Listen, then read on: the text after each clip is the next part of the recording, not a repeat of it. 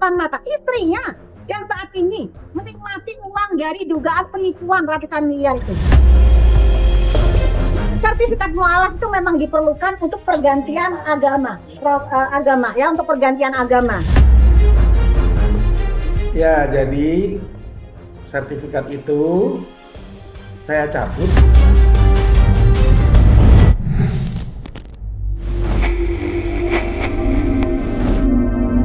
Perseteruan Samira Farahnas alias Doktif dengan Richard Lee belakangan ini makin memanas. Berbagai dugaan tindak pidana yang dilakukan Richard Lee tidak luput dari pantauan Doktif. Tidak terkecuali istri Richard Lee sendiri, Reni Effendi, yang juga seorang dokter kecantikan. Ya, Doktif mendesak penyidik Polda Metro Jaya mendalami adanya dugaan tindak pidana pencucian uang yang menyeret istri Richard Lee. Doktif menuding istri Richard Lee menikmati aliran dana ratusan miliar rupiah dari bisnis haram Richard Lee. Karena dugaan itu, Doktif mendesak Polda Metro Jaya segera memeriksa istri Richard Lee dan menyita aset pribadinya. Tak terkecuali rumah yang kini ditinggalnya. Lantas, bukti apa saja yang dimiliki Doktif hingga berani mendesak penyidik Polda Metro Jaya mendalami dugaan tindak pidana pencucian uang istri Richard Lee?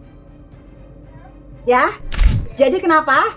Doktif cukup penasaran. Kenapa sampai detik ini saudara DRE, istri dari DRL, belum dikenakan pasal 55 dan pasal TPPU? Ya, kerugiannya ratusan miliar. Tetapi kenapa pasal TPPU belum sama sekali terungkap?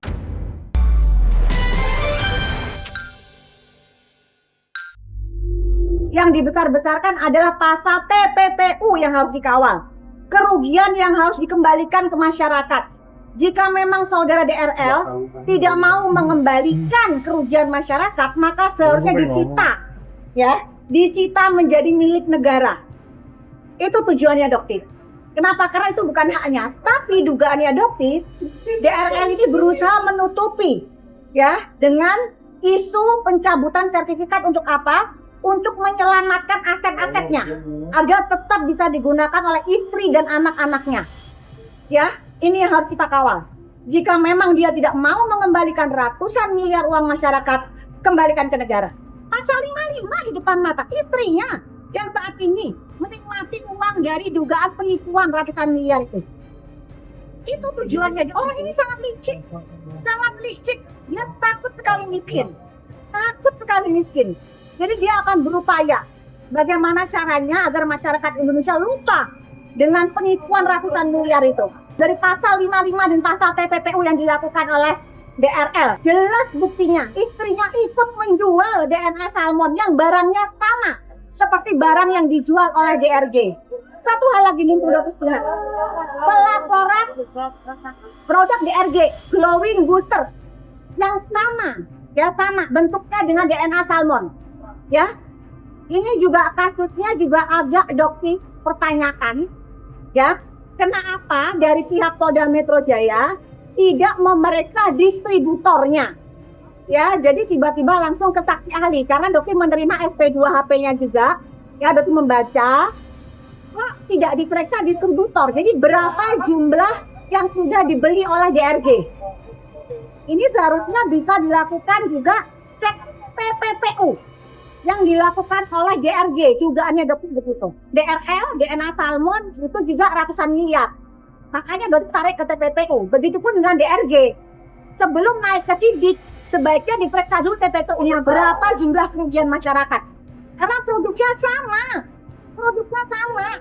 Gitu loh. Antara produknya DRL dengan DRG itu sama. Jadi jangan ada perlakuan khusus. Yang satunya DRL 12+5, kok DRG sampai saat ini masih adem ayem, gitu loh. Harusnya kan sama, gitu. Karena apa ya? Kita penyidik bisa berkolaborasi nggak? Berkolaborasi. Jadi dari awal harusnya dikaitkan nih pasal TPPU. Kenapa? Karena kerugiannya ratusan miliar, nggak muncul TPPU. Tapi 4 miliar yang juga diambil oleh Nikita ini muncul TPPU-nya. Kok nggak adil gitu loh? Kok nggak adil? Ada apa? Gitu aja, adil dong, mau DRL, mau DRG, sama semua. Gitu, berapa kerugian masyarakat, kembalikan atau sita, miskinkan. Yang bisa memiskinkan siapa? Masyarakat mudah lupa, apalagi dengan mu'alaf. Seolah-olah mu'alaf, baik, lupa masyarakat Indonesia. Oke, masyarakat Indonesia tidak bisa melakukan cancel culture. Nggak apa-apa, negara miskinkan. Kita aset mereka. Lebih baik milik negara. Jika tidak mau mengembalikan ke masyarakat, kita milik negara. Itu aja kok tujuannya. Bukan untuk mengimpal mulutnya Doktif ya. Bukan. Ya, karena sudah dicoba kan mulutnya Doktif 50 miliar nggak bisa. Gitu. Kembalikan ke negara. Masa penahanan Richard Lee hari ini tanggal 5 Mei 2026 telah berakhir. Usai sebelumnya penyidik Polda Metro Jaya memperpanjang masa penahanan dokter kecantikan itu selama 40 hari yang terhitung mulai 26 Maret 2026 hingga 5 Mei 2026. Perpanjangan ini dilakukan karena berkas perkara dugaan pelanggaran perlindungan konsumen produk kecantikan masih dalam tahap penelitian oleh Kejaksaan Tinggi. Dan kini setelah 40 hari, penyidik seperti kesulitan mengumpulkan barang bukti untuk dikirim ke Kejaksaan Tinggi. Belakangan terungkap jika Richard Lee kerap meminta penjadwalan ulang terkait pemeriksaan usai tak nyaman dengan kehadiran Doktif dalam berbagai kesempatan. Ya, Doktif yang mengetahui jadwal pemeriksaan Richard Lee kerap datang untuk meliput pemeriksaan Richard Lee. Tidak sendirian, Doktif kerap mengundang awak media untuk meliput dan mengungkap siapa sosok Richard Lee sebenarnya, termasuk wig yang dikenakannya. Yang jelas, kalau dari Doktif, udah pasti memang laporannya Doktif. Karena dia, tersangka DRL, diduga sudah memfitnah Doktif terang-terangan, mengatakan bahwa Doktif menggunakan stafnya dia untuk menjatuhkan nama dia. Ya, itu adalah fitnah yang sangat keji. Ya, dan sekarang saatnya dia mempertanggungjawabkan itu semua. Dalam kondisi dia sedang berada di dalam tahanan. Ya, nah kalau misalnya dia tidak berani menghadapi, Doktif kali ini menggunakan busana oranye. Ya, jadi di sini Doktif bilang semangat korsa, ya, semangat solidaritas. Ya, Doktif supaya kamu nggak malu, karena selama ini kan kamu sering banget menjelekkan Doktif, menyerang Doktif melalui akun-akun buzzer receh kamu. Doktif hadapi kamu dengan baju yang sama. Iya, kalau sebenarnya ya ini saya mau bilang bahwa dengan Samira sering datang ke sini memotret gitu kan, lalu membuat konten mengomentari itu kan membuat orang jadi tidak nyaman. Kalau dia percaya ini sudah ditangani oleh penyidik, ya serahkan saja proses yang sudah dilakukan. Dengan setiap saat datang ke sini ya gimana ya, orang akhirnya klien kami mau diperiksa, dia melihat gerakannya sambil ya ujung-ujung nanti dibuat konten lagi. Jadi kamu yang memfitnah Doktif, kamu yang mencemarkan nama baik Doktif, pertanggungjawabkan perbuatan kamu. Ya, jangan karena dulu selama kamu masih di luar petentang-petenteng menggunakan akun-akun buzzer, sekarang di dalam kamu ketakutan untuk berhadapan dengan Doktif.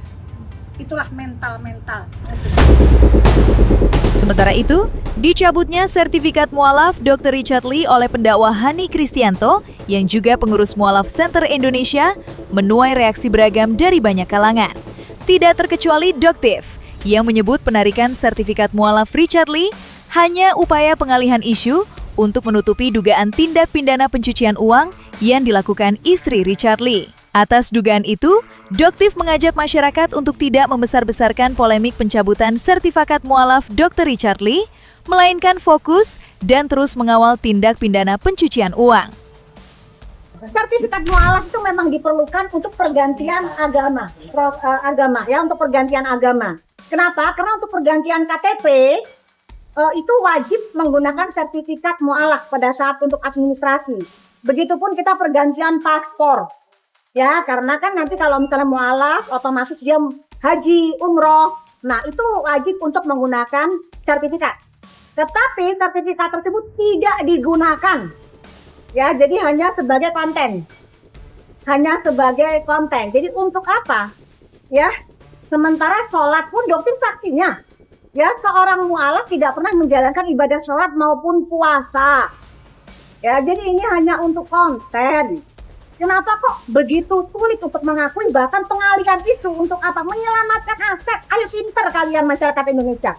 Kalau untuk keimanan, itu kembali lagi keimanan kembali ke dia dan ke Allah yang tahu. Tapi pengalaman dengan mata kepala Doktif sendiri, ya, bahkan dari Pohani mendapatkan pernyataan dari sipir di Tahti Polda Metro Jaya. Ya, beliau di dalam tidak pernah melaksanakan ibadah sholat, tidak pernah melaksanakan puasa. Di bulan Ramadan beliau pun makan, diantar makanannya oleh staf-stafnya. Ya, Jadi bagaimana? Dokter bilang loh, katanya sampai ditonton kan dia sholat, ya kan dia tanya puasa, itu apa? Gitu. Jadi makanya Kohani agak marah dan tidak jadi membesuk, bahkan sempat membawa Al-Quran, tapi membatalkan. Gitu. Jadi itu faktanya begitu. Di sisi lain, Hani Kristianto sebagai pendakwah dan pengurus Mualaf Center Indonesia menegaskan, jika keputusannya mencabut sertifikat Mualaf Richard Lee bukan dimaksudkan pada urusan iman dan personal, melainkan pada urusan hukum atas kasus yang menjerat Richard Lee saat ini.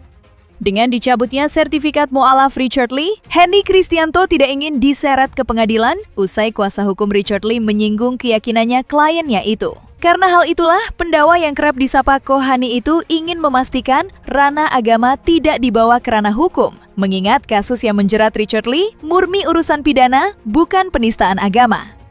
Meski berbeda pandangan dengan Doktif mengenai urusan personal Richard Lee terkait keyakinannya, Kohani memastikan pencabutan sertifikat mu'alaf tidak serta-merta mencabut keimanannya. Sertifikat itu saya cabut ketika awalnya saya melihat satu video bahwa pengacaranya yang baru yang botak-botak itu mengatakan kita ada bukti Richard Lee masuk Islam 5 Ramadan 5 Maret 2025. Nah, ini adalah bukti yang akan kita konstruksikan untuk membuat laporan polisi, melaporkan orang, ya dalam hal ini Doktif lah gitu orangnya. Ya. Terus saya melihat loh, kok ini sertifikat mualaf malah dibuat jadi bahan laporan hukum, gitu kan? Karena fungsi sertifikat itu 3. Yang pertama, harus segera secepatnya digunakan untuk merubah kolom agama di KTP. Ketika kita mengaku sudah menikah pun kita harus merubah KTP jadi sudah menikah kan. Nah, ketika Anda sudah berubah agama, ya harus segera dirubah juga. Jadi gini. Banyak pendapat di masyarakat, ya biarin aja. Banyak kok yang muslim nggak sholat, nggak puasa. Bukan itu guys, poinnya. Ya, poinnya yang Doktif tegaskan di sini, dia mempermainkan agama. Seperti itu. Dia mau sholat kek, puasa enggak kek, silahkan, itu urusannya dia sama Tuhan. Tapi ngapain dia pindah ke agama Islam, tapi tidak pernah menjalankan kewajiban itu? Kan mana ada, dia tertariknya dari Islam itu apa? Tertariknya dia untuk mu'alaf itu apa? Ya, dugaannya Doktif ya untuk menarik simpati, untuk membohongi kalian semua. Dan sekarang strateginya yang dilakukan, dia akan meminta istrinya untuk berpura-pura menjadi mu'alaf. Ya, itu dari pernyataan Kohani sendiri. Jadi meminta tolong kepada Kohani, bisa nggak kalau istri saya ya pura-pura menjadi mu'alaf juga. Layak nggak sih seperti itu? Yang kita pilih pasti kita pengen mengedepankan ekspresi, mengedepankan estetika. kan Doktif sampaikan. Jelas tadi mendengarkan. Masalah sertifikat ini saya ngobrol sama gurunya langsung ya, sama Bang Dery. Jadi membahas dengan Bang Dery, Bang, saya nggak mau ini dipakai untuk bertikai, untuk bahan. Saya cabut sertifikatnya aja dengan tujuan mudah-mudahan tidak lagi terjadi laporan polisi mengenai status keislaman. Karena urusan hukumnya masih banyak. Kalau urusan mu'alaf, masalah iman, secara hukum ya, hukum dunia yang dihadapi itu kan bukan masalah. Beresin aja dulu masalah yang masih depan mata. Apalagi orang yang masih dalam tahanan di Polda Metro. Masa iya satu belum selesai nambah perkara baru laporan. Mau bikin berapa puluh laporan, mau melawan berapa orang, mau menambah lawan lagi berapa banyak, buat apa?